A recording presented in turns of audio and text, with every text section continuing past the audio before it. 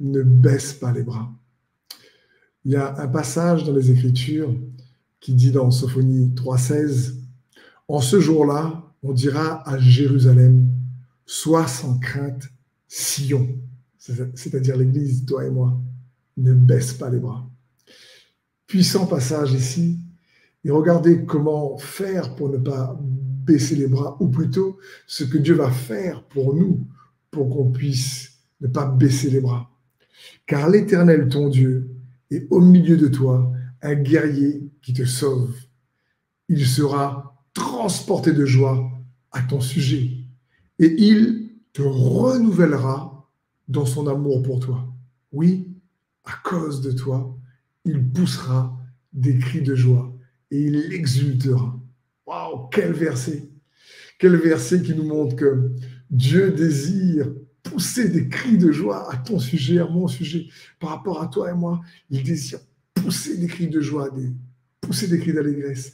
Et le verset 17 dit, il te renouvellera dans son amour pour toi. Voilà la clé. Il ne baisse pas les bras, n'aie pas peur, n'aie pas de crainte. Ne laisse pas la peur te faire baisser les bras. Comment Dieu va employer, il va nous aider à cela? Il va te renouveler, me renouveler dans son amour pour lui. Donc, oui, il te renouvellera dans son amour pour toi. C'est-à-dire que l'amour qu'il a pour nous, on va être renouvelé, on va être rafraîchi dans l'amour que Dieu a pour nous. Et c'est ça qui nous donne le courage d'avancer. C'est juste magnifique ce verset de Sophonie 3, 17. Et c'est ce que Dieu veut pour chacun d'entre nous. Il désire que nous puissions nous rappeler ô combien quand Jésus est mort et ressuscité, cela est une expression, il est venu montrer comment il nous aime au plus haut point. Et son sacrifice, le sacrifice de Jésus, dégage lorsqu'on se rappelle le parfum de l'amour de Dieu pour toi et moi. Et cet amour-là, ce que Dieu désire, c'est qu'on reçoit cet amour, il vient anesthésier nos peurs, nos doutes. Ça vient. Vous savez, lorsqu'on est dans une anesthésie, en général, c'est parce qu'on a une opération à faire, on doit être anesthésié pour pas qu'on ait la douleur dans l'opération. Et qu'on vient enlever le mal ou régler le problème physique qu'on a.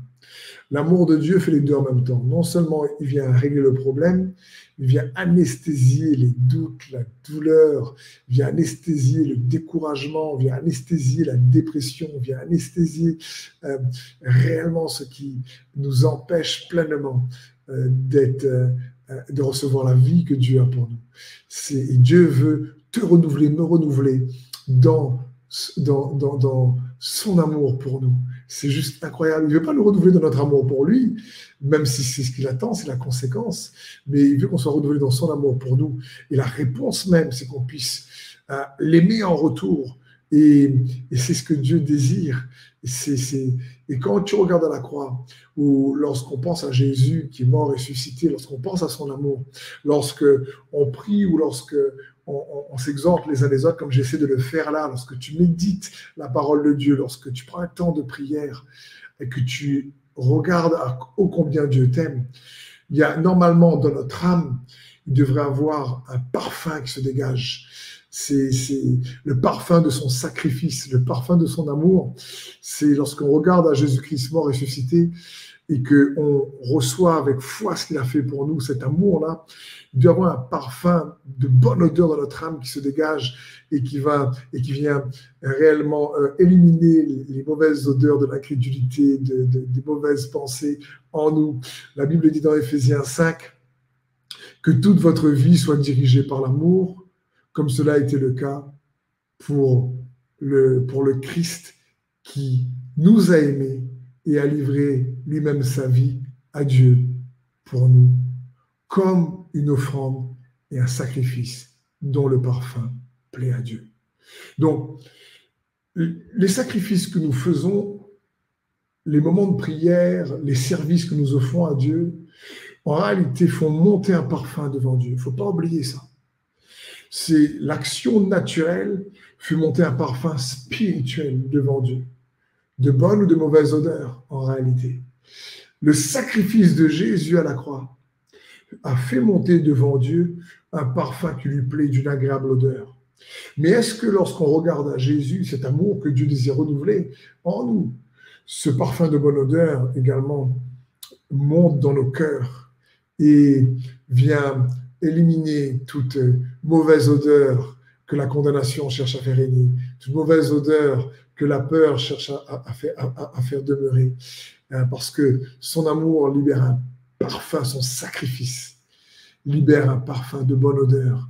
Lorsque on parle souvent de la présence de Dieu, c'est magnifique, mais cette présence-là, elle doit aussi libérer un parfum de vie dans notre âme. Cette présence-là doit libérer également un parfum de joie dans notre âme. Cette présence-là doit libérer un parfum de justice dans notre âme. Et lorsque on cherche Dieu par la prière ou par la méditation de sa parole, par l'adoration, et qu'on contemple le sacrifice, la mort et la résurrection de Jésus, et que Dieu nous renouvelle dans son amour pour nous, alors ça fait jaillir un parfum de bonne odeur, un amour en retour. Et c'est ce que Dieu veut en tout cas dire par rapport à Sophonie 3, 16 et 17.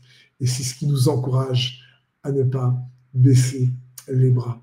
Amen.